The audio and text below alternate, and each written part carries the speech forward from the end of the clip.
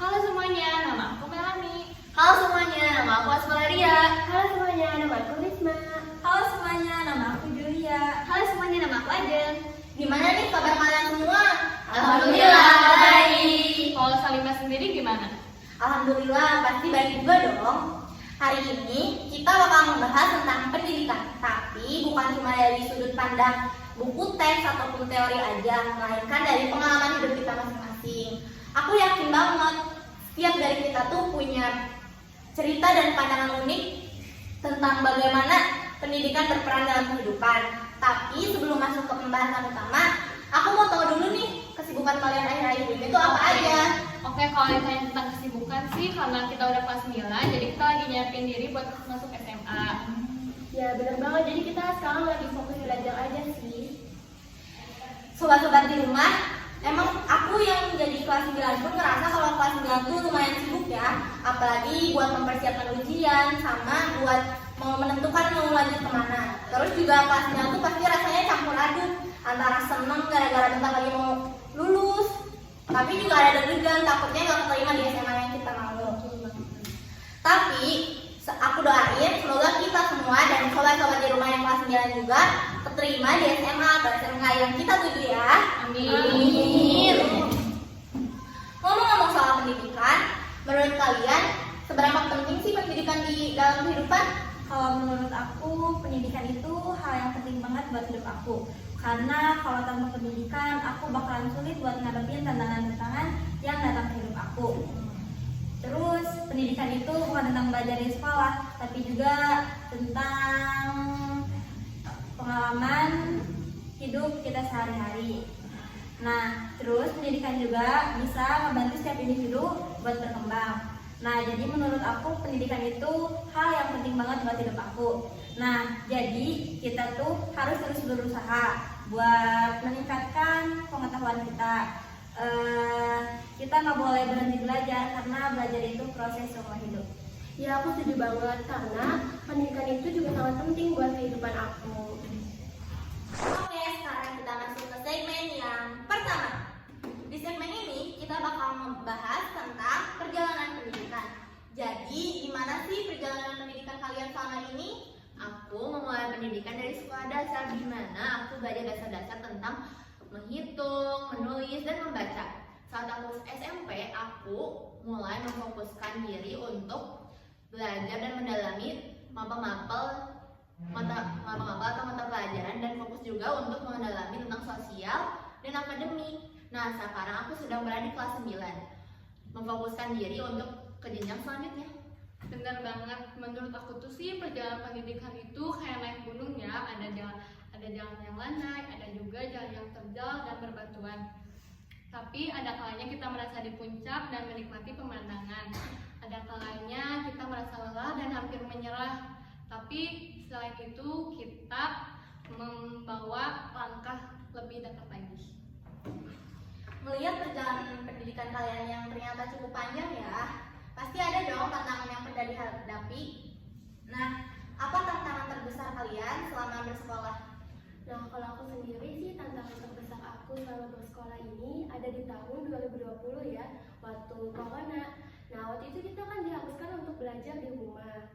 Nah waktu belajar di rumah ini banyak banget hal yang terjadi. Salah satunya nilai akademik aku yang turun drastis.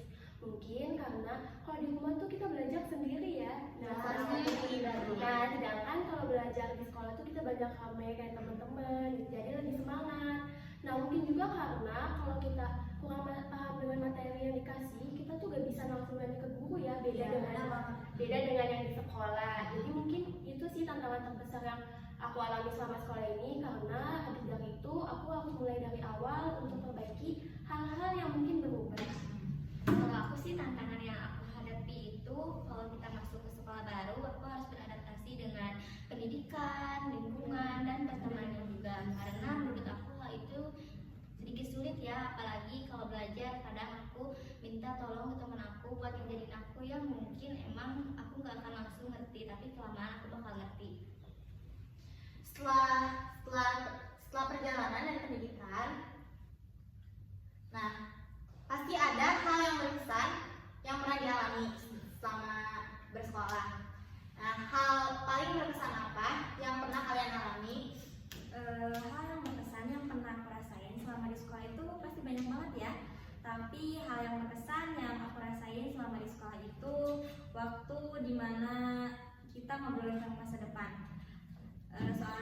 kalau setiap ngomongin masa depan itu kayak seru gitu. Apalagi kalau udah cerita tentang cita-cita atau keinginan kita di masa depan, aku itu kayak termotivasi buat terus bersemangat ke depannya biar semuanya itu bisa terjadi. Nah, terus yang paling berkesan buat aku itu dimana kita mendukung satu sama lain biar apa yang kita mau itu bisa terjadi. Kalau menurut Salima, hal yang berkesan yang pernah Salima rasain waktu sekolah itu apa?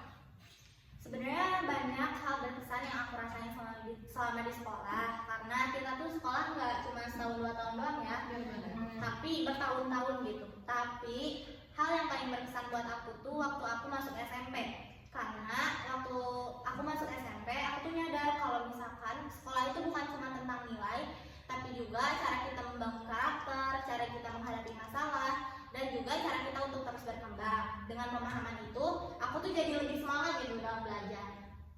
Oke, sekarang kita masuk ke segmen yang kedua. Di segmen ini kita bakal membahas tentang cara belajar. Karena pasti setiap orang tuh punya kemampuan yang berbeda-beda ya. Begitu juga dengan cara belajarnya. Nah, aku mau tahu nih cara belajar yang paling efektif buat kalian tuh yang gimana? Siapa tahu ada teknik khusus yang membuat kalian lebih cepat memahami pelajaran. Cara belajar efektif itu relatif ya, tapi kalau aku sendiri sih aku lebih suka nonton video di YouTube. Kalau enggak tuh aku sebelum misalkan cara belajar aku suka berdiskusi dulu sama teman aja sih. Nah, kalau cara belajar yang efektif buat aku sih, aku menulis ulang atau membuat rangkuman dari materi yang udah dikasih ya, jadi lebih mudah dipahami. Dan kalau misalnya kita langsung baca dari materi yang dikasih, biasanya susah bukan buat dihafalin. Jadi aku tulis dulu hal-hal pentingnya baru dipahami. Itu sih.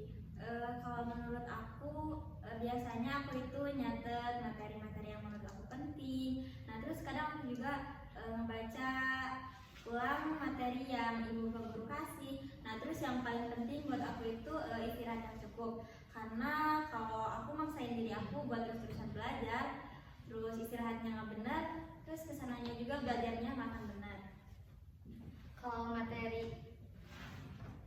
Kalau cara belajar yang aku lakuin yaitu membaca ulang yang ibu bapak jelaskan dan menulis ulang materi-materi yang menurut aku penting. Metode belajar yang aku minati kurang lebih sama kayak Joy.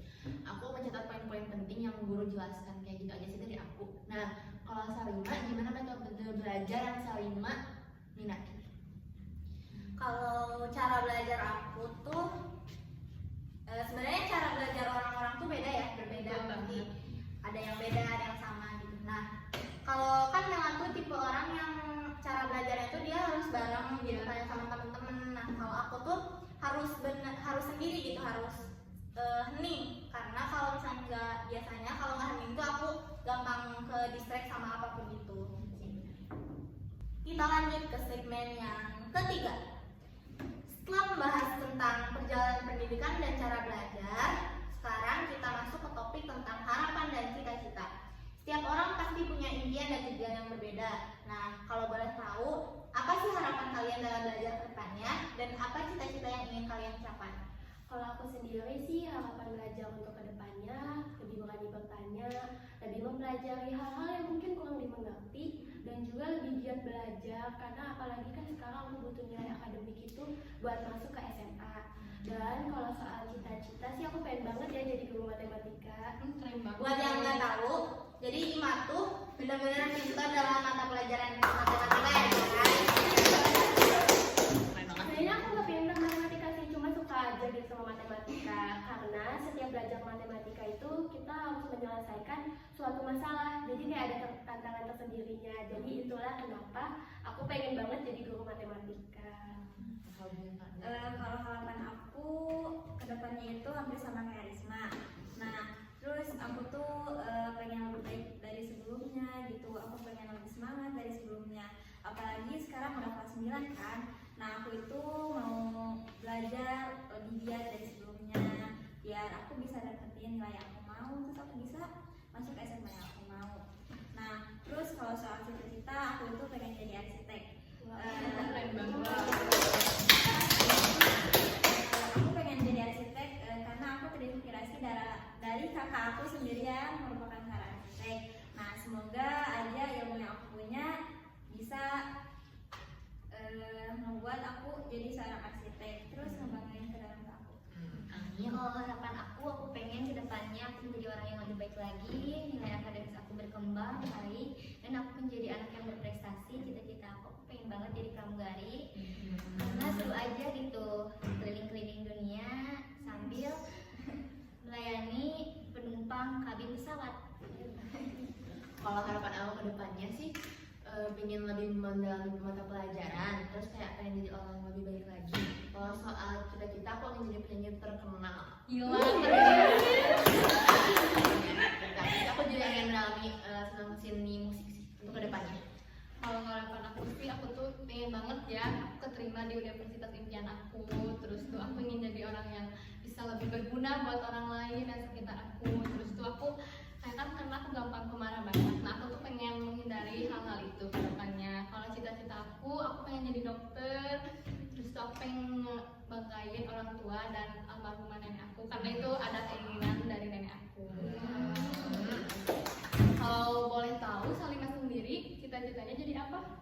Sebenarnya dari dulu aku tuh ingin jadi dokter gigi ya, karena terinspirasi dari dokter gigi yang sering aku kunjungi juga gitu, karena dia tuh baik, terus kayak soleha gitu ya.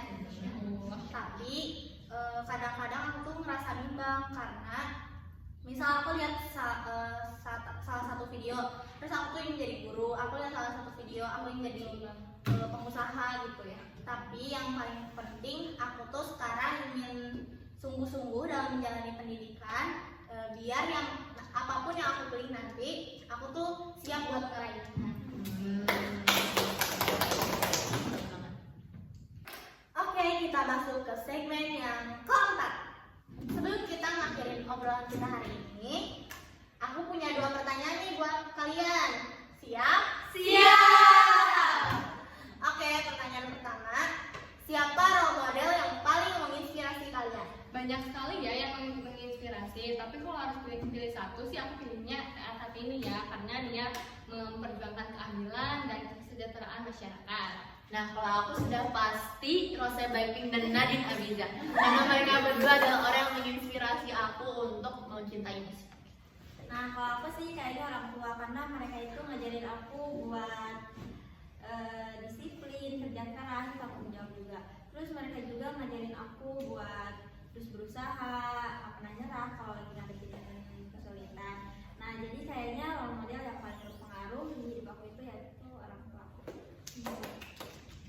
Kalau role model aku sih, aku terinspirasi dari kakak aku sendiri. Nah, kalau aku sendiri sih role modelnya model Ayunda ya, karena beliau mengajarkan kita untuk terus-menerus belajar, berani mencoba hal baru, dan juga mengajarkan kita untuk berani dan mau keluar dari zona nyaman. Ya Allah. Oke, kita lanjut ke pertanyaan kedua. Apa satu hal yang ingin kalian perbaiki dari diri kalian agar kalian menjadi versi yang lebih baik? Kalau aku pengen banget ningkatin nilai akademi aku. Kalau aku sendiri sih aku pengen banget jadi lebih percaya diri, dan juga kalau ada omongan orang yang mungkin negatif atau buruk, aku pengen gak mau ngambil pusing, tapi jadinya itu sebagai motivasi untuk jadi lebih baik dari sebelumnya. Kalau aku kedepannya pengen lebih baik lagi dari sebelumnya. Terus aku juga pengen ningkatin nilai aku biar lebih baik dari sebelumnya. Kalau aku untuk kedepannya adalah untuk bisa mengendalikan emosi aku, dan juga ingin agar nilai akademik aku juga bisa lebih diperbaiki lagi. Kalau aku sih ingin meningkatkan kesabaran aku ya, terus juga aku pengen benar-benar di SMA tuh pengen belajar fokus dan ikut bimbel karena aku mau jadi dokter. Gak kerasa ya, ternyata kita udah di akhir obrolan. Makasih buat Risma, Ajeng, Melani, Zea, sama Juli yang udah mau sharing cerita kalian di obrolan kali ini. Semoga kedepannya kita bisa makin sukses. Amin. Makin semangat dalam belajar. Amin. Dan juga impian yang kita cita-citakan itu bisa tercapai. Amin. Alright teman-teman, itu dia obrolan kita hari ini.